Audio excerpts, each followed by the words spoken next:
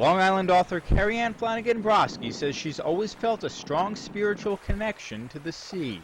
She says it's something she can never fully understand or explain why, only ponder what that connection could be.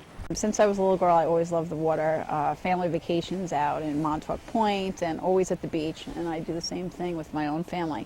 But it's become even stronger that I have a need that I have to be at the beach. For several years, therapist and author Richard Scheinberg from the Sunrise Counseling Center in East Islip has been helping people to recover what he says are hidden memories of past lives through a process called Past Life Regression therapy.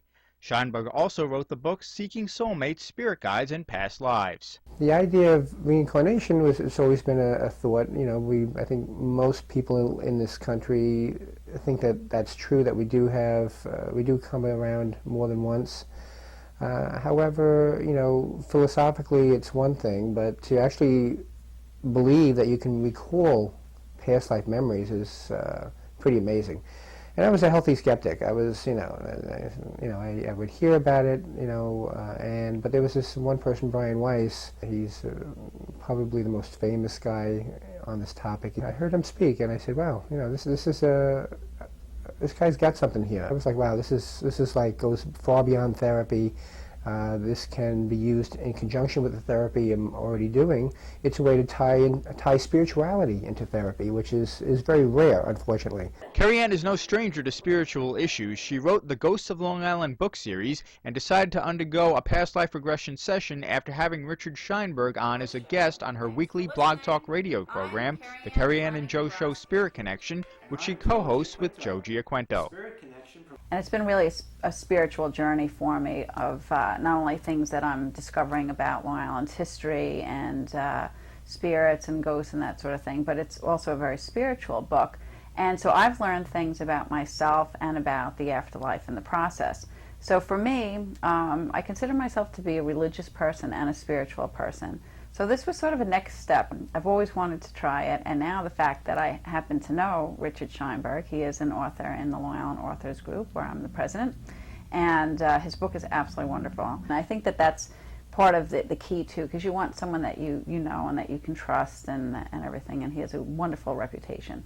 Brosky talked about her hopes and expectations of the session to recover some possible past life memories and says she had a few concerns as well. I believe that this isn't our only life, and that we can learn from the past, so why not learn from the way past, in another life? You see how they can relate to certain things today, or why I like certain things, or why, maybe something would make me nervous or something would make me happy, so maybe there will be a connection formed today, we'll see. I'm a little nervous only because it's the unknown, it's something new for me. Hopefully I wasn't an axe murderer in a past life. I have a very happy life. I'm a very grounded person. I think I'm very positive, so I think that if I did have something really horrific, then maybe I would have more problems in this lifetime now, but you never know. So hopefully it won't be that, but time will tell. Scheinberg describes the technique of past life regression hypnosis. He says this is used to access the memories of past lives. You start out with a deep meditative experience, and then the coach, the therapist, leads you to that place where you can get a little bit deeper. You get into a light hypnotic trance. The therapist just has to suggest that maybe there was something there before you were born, and then you're on your own. You coach a person into a place where they're in a deep meditative trance, and they do recall everything afterward. It's not like stage hypnosis. You recall everything after the fact. But they get to a place where they find themselves in another time and place, and basically you're just sitting back. You're witnessing the adventure.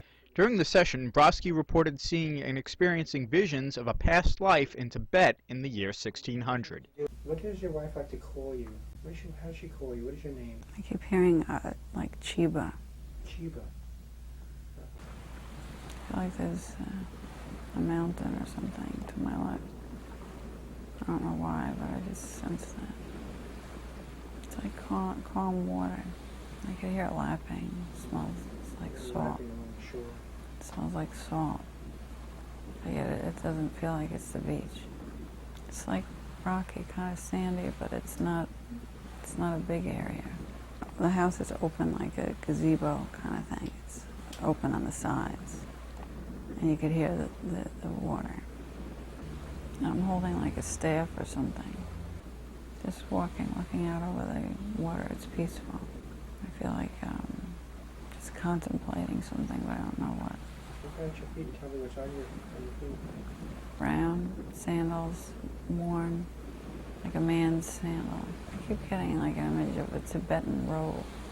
Sandals, like men's sandals, not something I would wear. After the session, she drew pictures of what she saw and talked over the meaning of the experience with Scheinberg. I was just seeing like these white, puffy clouds, like peaceful clouds. Yeah. And then I just had like the physical sensation, like something looming over like a mountain. And then it just, as you guided it, it started becoming. And then the sandals were like right in my face kind of thing. Like, and I said, wait, whose feet are these? They're not mine, you know? And I could still picture it now as you were saying it to me. Like I could picture it very clear looking down and saying, you know, it's not my shoes. I wouldn't wear shoes like that. What am I wearing, you know? It was a rough place, but it was beautiful to look at. It was like that this house was in between these mountains, like the rest of the town was up and away. Yeah, and I'm surprised. I'm really, you know, not that I had any doubts in this whole process, but I thought it would just be like, oh yeah, that's what I did, and that's it. I didn't really think it would have as great of an effect. If our spirit guides are here today, they were here to remind you what your mission is right now. Your mission is to keep it simple, get back to basics, get off the treadmill. You don't need to feel so stressed. You just need to, you know, find your peace. Right. And that's already deep inside you. You just have to rediscover it. Yeah, because I feel so much better mentally and emotionally. I do. I feel like I don't know, like I've been through a massive therapy session or a healing or something, you know. But again, I keep going back to that water. I mean, because I sensed it, I saw it, I could feel it, and that was the most prominent things. There's always been a constant yearning that I wish that I lived closer to the sea. Always, that has been, always. And that's how I am today. I could have really terrible things on my mind or bothering me. That's the only place that I could find true solace completely. I mean, it's like a cleansing. That you can survive hardships and still enjoy it. That was like the sense, like he seemed very like at peace, even though things weren't that great. Like nothing seemed to bother him, kind of thing. Like he was just, well, this is life. This is yeah. Several months after that session, we re-interviewed Kerriann about her experience. She says her memories of that past life have actually gotten stronger with time. A couple of months had gone by, and it was Thanksgiving weekend of 2011, and I was visiting my brother out on the East End, and we all went, my family and my brother's family went to Reeves Beach in Riverhead. And I do this constantly in the summer, in the winter time. I'm always at the beach. And I was walking along the beach, and I find driftwood, and I collect it. And it's not uncommon for me to pick up longer pieces and start walking with them. But on this particular day, I found this, and I picked it up, and I started walking with it. And I put my hand here, and as I started walking, it was like all of the memories came flooding back to me. I had recalled that I had used a staff just like this in my past life. And the images became clearer and clearer as I walked with it. And again, I found straight pieces that doesn't have this top, and nothing has come to me. But this particular piece, because it was a difficult life back in the 1600s, and he was isolated, and he had his wife and his son, and he used this to get around, but there was a piece of like animal skin, from what I recall, in this area. So it was just amazing to me to have found this. After that, we met with Linda Carlson, who is an art therapist, and she brought out even more of those images and thoughts that were in my subconscious.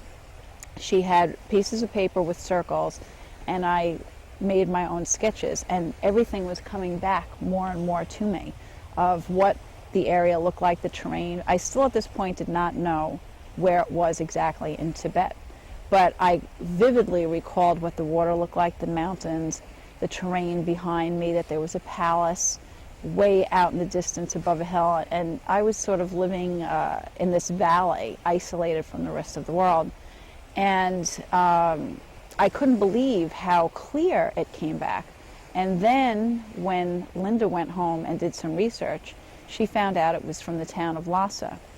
And I did a Google search on the image, and all of these images came up that matched the sketches I had done. And it just blew me away. I mean, the mountains were the Himalayan mountains, and everything I was finding matched what I had drawn in my own sketches. So it was absolutely incredible. And again, what I've learned from this experience, that in that lifetime, it was very harsh. It was a difficult time period, but I had gotten through that, and I got through it because of being out in nature and being by the sea and the water, and that was my focus, to know what to go back to, that grounding sensation. And it totally fits my personality today, because if things are upsetting or bothering me, this is where I go. I come here to the beach, and I have that solace, and it's unbelievable to see that over a several-month period that all of this has come about, and the connections have been made, and the pieces of the puzzle come out, and it's just it's been a fascinating, revealing experience. Brosky says she's never been to Tibet or studied it in depth, at least not in this lifetime. She says the consistency and details of the memories and the evidence she's uncovered afterwards has convinced her this was not a dream or something her mind made up. I would not have picked this for myself, this older, worn out gentleman from Tibet. I had other visions of what I thought I could have been, which I may have, if I went again. But this lifetime came because of the whole connection with the water. So seeing those images come to life through my own drawings and through what I did on the internet, it has to be. I mean, there's no doubt in my mind that it wasn't. And I understand who that person was then, and I understand the parts of me today that were part of that person and that lifetime. And it's just an incredible feeling. And when I found this staff, I said, this was it. I've done this before. And it was like a deja vu experience. And again, the amount of times I'm on the beach walking with driftwood, it's never happened. It was with this particular piece, with this particular handle. And so, of course, I brought it home as part of my collection, and it's going to serve as a reminder to me of to go back to the basics. When you get stressed out and things happen in your life, to go back to that time period when things were really, really hard, but I managed to get through it. And Kerriann says her past life adventure has given her a powerful insight into her own spiritual past and inspired her to connect more with the sea. I did start doing some volunteer work for the Riverhead Foundation as a beach patrol person looking for cold-stunned turtles during the off-season. And it's a way of getting me out there, in the cold, to do a good thing, to try to find, turtles that possibly could be washed up.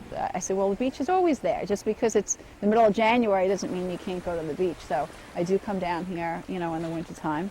And I go to all different beaches, and it's that connection. And now I see where the connection comes from. It comes from there, that he would stand and look out and ponder his own life at that time and the decisions that he made to take his family and get away from the havoc and the horrible things that were going on during that time period in Tibet. And he lived very simply and very humbly, and he did exactly what I do, look out over the water and contemplate life. For more information about the center, to find out how you can sign up for a past life regression session, check out the website sunrisecounselingcenter.com. In East Islip, Chris Calora reporting.